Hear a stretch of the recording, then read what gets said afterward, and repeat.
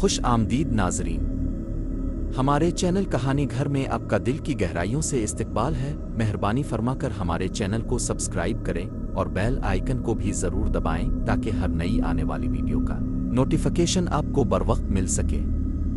शुक्रिया। शहर के हंगामों से दूर गांव के किनारे पर वाक़े सफ़ेद हवेली अपने अंदर कई राज छुपाए हुए थी। इस हवेली का आखिरी वारिस इर्तज़ा सालों बाद वापस लौटा था। इसे अपने दादा बाबा फरीद की वसीयत मिली थी जिसमें लिखा था, मेरी सबसे कीमती चीज़ तहखाने की इस कोठरी में है जिसका दरवाज़ा सिर्फ 50 साल बाद खिलना था। इर्तज़ा ने जब जंग आलूद ताला तोड़कर कोठरी का दरवाज़ा खोला तो वहाँ सोना चांदी नहीं बल्कि मिट्टी में अटी हुई एक लकड़ी की लाठी खड़ी थी। वो बज़ाहिर आम सी सागवान की लकड़ी लग रही थी, लेकिन इस पर कंधा किए गए अजीब व गरीब नक्श व निगार इसे मुनफरिद बना रहे थे। इर्तज़ा ने जैसे ही इस लाठी को हाथ लगाया, इसे अपने पूरे जिस्म में एक झुरझुरी सी महसूस हुई। इसी रात गांव में एक अजीब वाकया पेश आया। गांव के नंबरदार का इकलौता बेटा जो महीनों से बिस्तर मर्ग पर था और चलने फिरने से कासिर था, अचानक अपने पैरों पर खड़ा हो गया। लोगों ने देखा कि जिस वक्त वो लड़का ठीक हुआ, इर्तज़ा हवेली के सहन में वही लाठी हाथ में लिए टहल रहा था। लाठी के नक्श व निगार अंधेरे में हल्की सी नीली रोशनी खारिज कर रहे थे। इर्तज़ा खुद भी हैरान था कि इस लकड़ी में ऐसी क्या ताकत है जो माहौल को बदल रही है, लेकिन जहां खैर होती है वहां शर भी दस्तक देता है।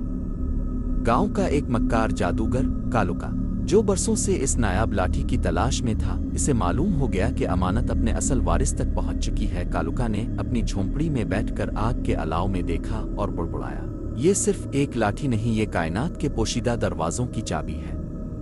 अगर ये मेरे हाथ लग गई तो मैं वक्त को अपनी मुट्ठी में कर लूंगा। इसने इसी रात अपने कारिंदों को हवेली की तरफ रवाना कर दिया ताकि वो इसे चरा सके।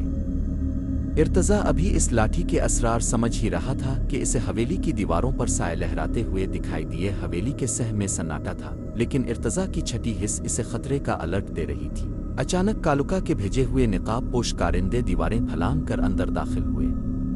उनके हाथों में खंजर चमक रहे थे।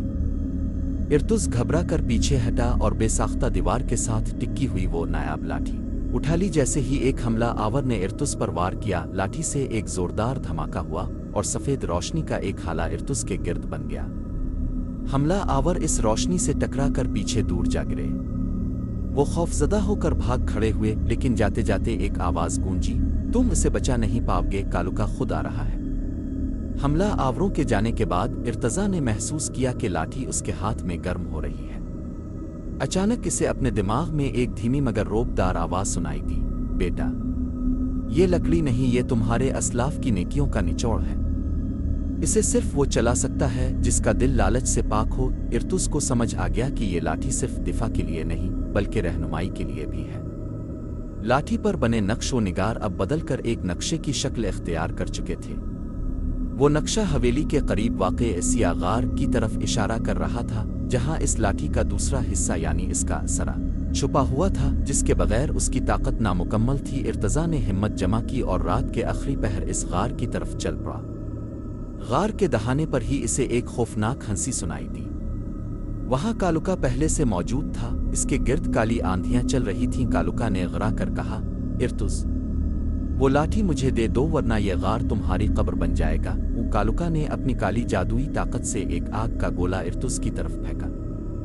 इर्तज़ा ने डरने के बजाय लाठी को दोनों हाथों से थाम लिया। जैसे ही आग का गोला लाठी से टकराया, वो गायब हो गया और लाठी से निकली हुई एक सुनहरी लहर ने कालुका को पीछे धकेल दिया। लेकिन कालुका अभी हारा नहीं था। इसने जमीन से पत्थरों की बारिश शुरू कर दी। कालुका के पत्थरों की बारिश से बचने के लिए इर्तज़ा गार की गहराई में भागा। वहां इसे एक कदीम चबूतरा नजर आया जिस पर चांदी का एक हैंडल दस्ता रखा हुआ था।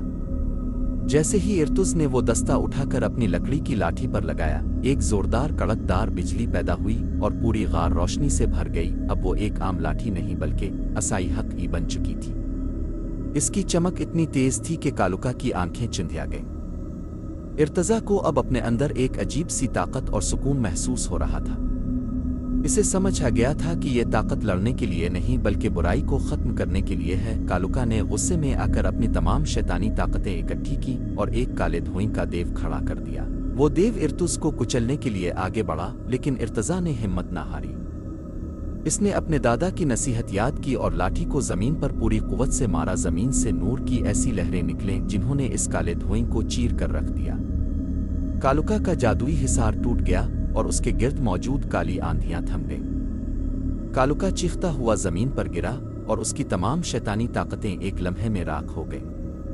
وہ اب ایک بے بس بوڑھا بن چکا تھا جس کا غرور خاک میں مل گیا تھا۔ صبح کا سورج طلوع ہوا تو ارتز غار سے باہر نکلا۔ گاؤں والے وہاں جمع تھے، وہ سب ایک عجیب سی تازگی محسوس کر رہے تھے۔ ارتز نے دیکھا کہ وہ نایاب لاٹھی اب ایک سادہ سی لکڑی میں تبدیل ہو گئی تھی کیونکہ اس نے اپنا کام پورا کر دیا تھا۔ ارتضا نے وہ لاٹھی حویلی کے اسی تہہ خانے میں واپس رکھ دی، لیکن اس بار اس نے دروازہ بند نہیں کیا بلکہ وہاں ایک کتبہ لگا دیا۔ یہ لاٹھی ان کی ہے جو انسانیت کی خدمت کرنا جانتے ہیں۔ ارتضا اب صرف ایک وارث نہیں تھا بلکہ وہ اپنے علاقے کا محافظ بن چکا تھا۔ وہ سمجھ گیا تھا کہ اصل طاقت کسی چیز میں نہیں بلکہ انسان کی نیت اور ایمان میں ہوتی ہے۔ ناظرین، اگر آپ کو یہ کہانی پسند آئی تو براہ کرم اسے لائک کریں، ہمارے چینل کو سبسکرائب کریں اور اپنی رائے کا اظہار کمنٹ کے ذریعے ضرور کریں۔ شکریہ۔